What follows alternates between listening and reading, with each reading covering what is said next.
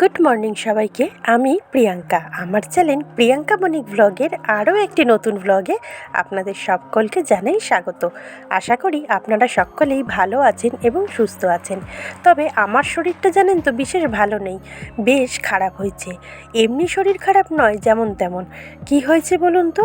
কাজের তাড়নার ঠেলায় শুক্রবার দিন কিভাবে পাটা মচকে গেছিলো, বা পাটা। আমি প্রথমে বুঝতে পারিনি, কাজের তাড়ার মধ্যে ছিলাম, সেই কারণে অত খেয়ালও করিনি।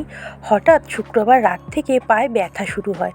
আর কালকে মানে শনিবার দিন আমি সকালবেলা ঘুম থেকে উঠে দেখি পাটা বেশ ফুলেছে বুড়ো আঙুলটার পাশ থেকে, আর পাটাতে ব্যথাও হয়েছে, আমি হাঁটতে পারছি না।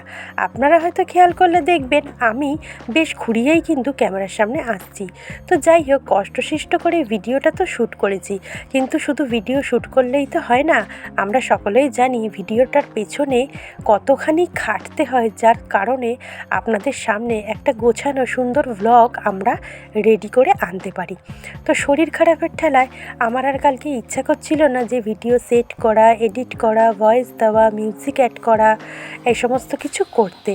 তার জন্য কালকের আর আমি কোনো রকম ভিডিও আপনাদের সামনে আনতে পারিনি। তাই কালকের রান্নাবান্নাগুলোই আজকে আপনাদের সামনে তুলে ধরলাম। কালকের সকালে টিফিনে বানানো হয়েছিল ঘুগনি। তো আমি প্রথমে নারকেলটা ভেজে তুলে রেখে পেঁয়াজটা দিয়ে দিলাম।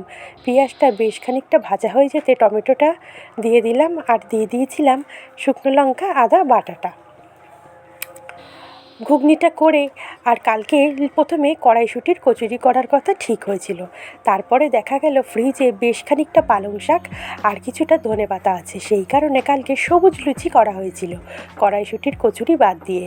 পালং শাকটা অল্প একটু সেদ্ধ করে ধনেপাতা, আদা আর কাঁচা লঙ্কা আর সিদ্ধ করা পালং শাকটা মিক্সিতে পেস্ট করে নিয়ে ওই পেস্টটাই ময়দার সাথে সুন্দর করে মেখে দিয়েছিল আপনাদের দাদাভাই।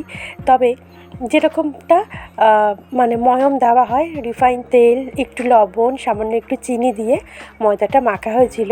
তবে আমি পাটা মানে দাঁড়িয়ে থাকতে আমার এতটা প্রবলেম হচ্ছিল, এত পায়ে ব্যথা করছিল, আমি দাঁড়িয়ে দাঁড়িয়ে আর লুচিটা ভাজতে পারিনি। ঘুগনিটা বসিয়ে দিয়ে আমি লুচিগুলি বেলে দিলাম, আর আপনাদের দাদাভাই লুচিগুলি ভেজে ফেলেছিল। আর তারপরে আমি রান্নাটা কমপ্লিট করে নিয়েছিলাম। তো চলুন এক এক করে আপনাদের সঙ্গে রেসিপিগুলি শেয়ার করি। তবে আজকে যে রান্না করেছি তারও কিছুটা ভিডিও আপনাদেরকে, মানে ভিডিও বলতে সেই রান্নাটা আপনাদেরকে দেখাবো, তবে রেসিপিটা দেখাতে পারলাম না আজকের, আমি ওই কারণে ভিডিও কিছু শ্যুট করিনি। তো দেখুন, ঘুগনিটা আমি বসিয়ে দিয়েছি, এরপরে ধনেপাতাটা ছড়িয়ে দেবো, আর দিয়েই কড়াইটা ঢেকে আমি লুচিগুলি বেলতে আরম্ভ করে দেবো। আর লুচিগুলি খেতে জানেন তো বেশ সুন্দর হয়। আমরা অনেক বাচ্চারা আছে তো শাকসবজি একদমই খেতে চায় না, তাদের কাছে যদি এরকম কালারফুল লুচি দেওয়া যায়, তাদেরকে শাকসবজিটাও খাওয়ানো হয়ে গেল, আর পেট ভরে তারা লুচিটাও কিন্তু আনন্দের সহকারে খেয়ে নেবে। কেন সবাই জানে লুচি মানেই সাদা সাদা ফুলকো ফুলকো লুচি হবে, কিন্তু এরকম গ্রিন কালারের লুচি যদি তাদেরকে দেওয়া যায়, তাহলে তারা বেশ আনন্দ করে মজা করে টেস্টি খাবারটা বাড়ির পেট ভরেই খাবে। তবে আমরা লাল লুচিও করি, আপনারা দেখবেন হয়তো, সেটা বিট সেদ্ধ করে ময়দার সাথে মেখে। তবে এই আইডিয়াটা কিন্তু বেশ ভালো বাচ্চাদেরকে সবজি খাওয়াতে। তো দেখুন, আপনাদের দাদাভাই লুচিগুলি ভেজে তুলে নিচ্ছে, আর আমার বড় মেয়ে একটা একটা করে তেলে ছেড়ে দিচ্ছে। আমি বেলে দিচ্ছিলাম নিচে বসে, পাটা ভাঁজ করেও বসতে পারছিলাম না। তবে কালকের তুলনায় আজকের ব্যথাটা আর ফোলাটা একটু কমেছে, সেই কারণেই ভাবলাম সকাল সকালই আপনাদের সঙ্গে ভিডিওটা শেয়ার করে ফেলি, তাই বেশি আর দেরি করলাম না। তো এক এক করে লুচিগুলি ভাজছে, লুচি ভাজতে তো অবশ্য সময় তো লাগবেই। তো এক এক করে লুচিগুলি ভাজা হয়ে যাচ্ছে, তারপরে আমরা সবাই মিলে টিফিনটা খেয়ে নিয়েছিলাম সবুজ লুচি আর ঘুগনি। পাতটা কিন্তু দেখতে বেশ ভালো হয়েছিল, প্লেটটা বেশ কালারফুল হয়ে গেছিলো, গ্রিন, ইয়েলো, মানে টমেটোর যে দিয়েছিলাম ঘুগনিতে তার রেড, বেশ সুন্দর লাগছিল দেখতে খাবারের থালাটা। আর বাচ্চাদের সামনে এরকম রং বেরঙের খাবারের থালা ধরলে কিন্তু তারা বেশ মজা করে কিন্তু খাবারগুলি খেয়ে নেবে। অনেক বাচ্চারাই আছে খাবার খেতে চায় না, বিশেষ করে তাদেরকে যদি এরকমভাবে গুছিয়ে সুন্দর করে খেতে দেওয়া হয় তারা অনায়াসেই খাবার নিশ্চয়ই খাবে। তো দেখুন লুচিগুলি কিন্তু সবকটা লুচি এরকম ফুলকো ফুলকো হয়েছে। তো তারপরে টিফিন খেয়ে চলে আসলাম রান্না করতে। তবে কালকের বেশি কিছু রান্না করিনি, মাছের তরকারিটা ছিলই, আগামীকাল যে মাছটা রান্না করেছিলাম সেই মাছটা ছিল, সেই জন্য আমি আজকের করে নিয়েছিলাম মানে কালকের চিংড়ি মাছ দিয়ে লাউ ঘন্ট। আর চিংড়ি দিয়ে লাউ ঘন্ট করলেই জানেন তো আমার সেই গোপাল ভাঁড়ের গল্পটা মনে পড়ে যায়। রাজামশাই এর পিসিমার কাছ থেকে গোপাল কলা কৌশলে কীভাবে চিংড়ি মাছ দিয়ে লাউ ঘন্টতে মিশিয়ে টাকা নিয়েছিল, সেই গল্পটা সত্যি সত্যি আমার মনে পড়ে যায় আমি যতবারই লাউ চিংড়ি রান্না করি না কেন। তো যাই হোক, আমাদের গৃহবধূদের চাকরিটা কিন্তু বেশ চাপের।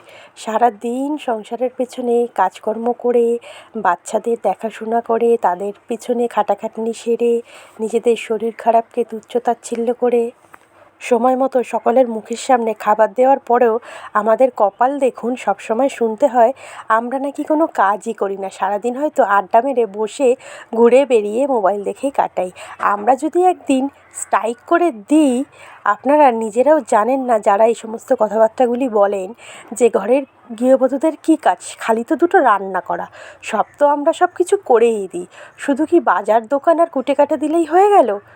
রান্না করা প্রপারলি, সেটাকে মুখের সামনে তুলে ধরা, বাচ্চা কাচ্চা সামলানো, তাদের পেছনে দৌড়ঝাঁপ করা, এগুলো কি কোনো কাজ নয়? জামা কাপড় কাচা, ঠাকুর পুজো দেওয়া, জল তোলা, জল ভরা, বাচ্চাদেরকে নিয়ম করে স্কুলে নিয়ে যাওয়া, স্কুল থেকে নিয়ে আসা, টিচারের কাছে পড়তে দিয়ে আসা, সেখান থেকে নিয়ে আসা, বাড়িতে পড়ানো, এগুলি কি কোনো কাজের মধ্যেই পড়ে না?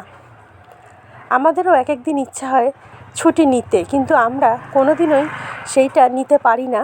যেরকম পুরুষ মানুষরা সপ্তাহে একদিন ঠিক ছুটি পেয়ে যায় তাদের অফিস থেকে, কিন্তু আমাদের কাজের কিন্তু কোনো ছুটি নেই, কোনো টাইমও নেই। একটা পুরুষ মানুষ এক টাইম থেকে এক টাইম কাজ করে বেরিয়ে চলে আসতে পারে, আমরা কিন্তু সংসারের কাজকে সেরকমভাবে বেরিয়ে আসতে পারি না বা সেরকমভাবে করতেও পারি না যে একটা টাইমের পর আমি আর কোনো কাজ করবো না, চুপ করে বসে থাকবো।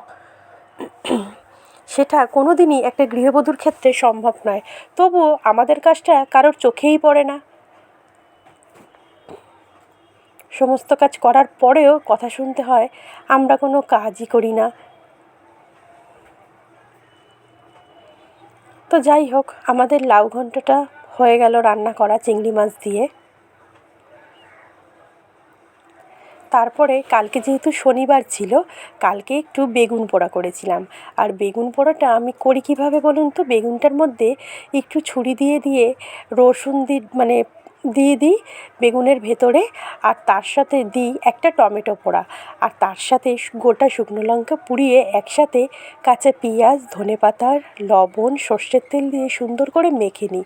বেগুন পোড়া খেতে কারা কারা ভালোবাসেন বলুন তো? আমাকে কমেন্টে জানাবেন, আমি কিন্তু অপেক্ষায় থাকবো। আমাদের ঘরের সবাই বেগুন পোড়া খেতে ভালোবাসে।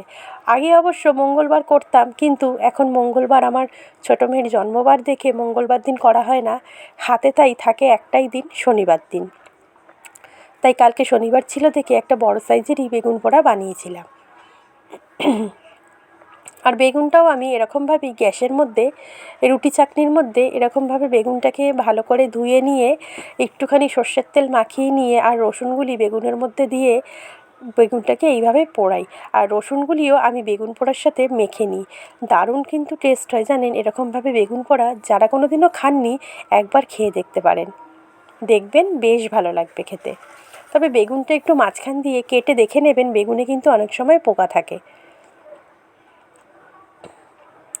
বেগুনটা আমার পোড়া হয়ে গেল, আর এদিকে একটা কাঁটা চামচের মধ্যে টমেটোটা গেঁথে নিয়ে গ্যাসের মধ্যে ধরেছি। 2-3 সেকেন্ড টাইম নিয়ে এই টমেটোটা পোড়া হতে, টমেটো পোড়া হতে একদমই সময় নেয় না, মানে 5টা মিনিটও লাগে না। 2-3 সেকেন্ডের মধ্যেই টমেটো খুব সুন্দরভাবে মজে যায়, আর ওপরের টমেটোর যে ছালটা বা খোসাটা সেটা সুন্দরভাবে কিন্তু পুড়ে যায়। সেই খোসাটা ফেলে নিয়েই টমেটোটা মাখতে হয়। আর সাথে আমি 2টো গোটা শুকনো লঙ্কা পুড়িয়ে নিয়েছিলাম। তারপরে বেগুন, টমেটো আর শুকনো লঙ্কাটা একটু ঠান্ডা হয়ে যেতে বেগুনের খোসা, টমেটোর খোসা ছাড়িয়ে নিয়ে সুন্দর করে পেঁয়াজ কুচি, ধনেপাতা কুচি আর একটা কাঁচা লঙ্কা দিয়েছিলাম। ঝালটা অবশ্য আপনারা যে যেরকম খাবেন সেই রকমভাবেই নেবেন। আমি গোটা শুকনো লঙ্কার সাথে একটা কাঁচা লঙ্কা দিয়ে বেগুন পোড়াটা সুন্দর করে পরিমাণ মতন লবণ আর কাঁচা সর্ষের তেল দিয়ে মেখে নিয়েছিলাম। গরম গরম ভাত বা গরম গরম রুটির সাথে বেগুন পোড়া কিন্তু সত্যিই জমে যায়। তবে জানেন, মানুষ কিন্তু বেশ বেইমান আর অকৃতজ্ঞের জাত। কেন বললাম বলুন তো? আপনি যখন নিজে কোনো বিপদে পড়বেন তখন দেখবেন আপনি আপনার সামনের বা কাছের মানুষটাকে চিনতেই পারবেন না। তারা এমনভাবে পাল্টে যাবে, সেটা আপনার কল্পনারও বাইরের হয়ে যাবে। একমাত্র মানুষই পারে কিন্তু এতটা বেইমান হতে আর এতটা অকৃতজ্ঞ হতে। সেই জন্যেই বললাম, কখনো কখনো মিলিয়ে দেখবেন কিছু কিছু ঘটনা এমনভাবে মিলে যায় যে এক এক সময় ভাবতে আমরা বাধ্য হই কিন্তু। তো দেখুন, আজকের আমি রান্না করেছিলাম যেহেতু সানডে, তাই আজকের করেছি একটু ফ্রাইড রাইস আর একটু চিকেন কারি। রেসিপিগুলি আপনাদের সঙ্গে আগে শেয়ার করেছি, তাই আর আজকে শরীর খারাপের অজুহাতেও বলতে পারেন ভিডিওটা শ্যুট করিনি। তো চলুন, আজকের মতন ভিডিওটা এখানেই রাখলাম। আশা করি ভালো লাগবে। ভালো লাগলে অবশ্যই চ্যানেলটা সাবস্ক্রাইব করে পাশে থাকতে হবে আর বেশি বেশি করে লাইক, শেয়ার, কমেন্ট করতে হবে। আর ভিডিওটা দেখার জন্য thank you so much. Tata.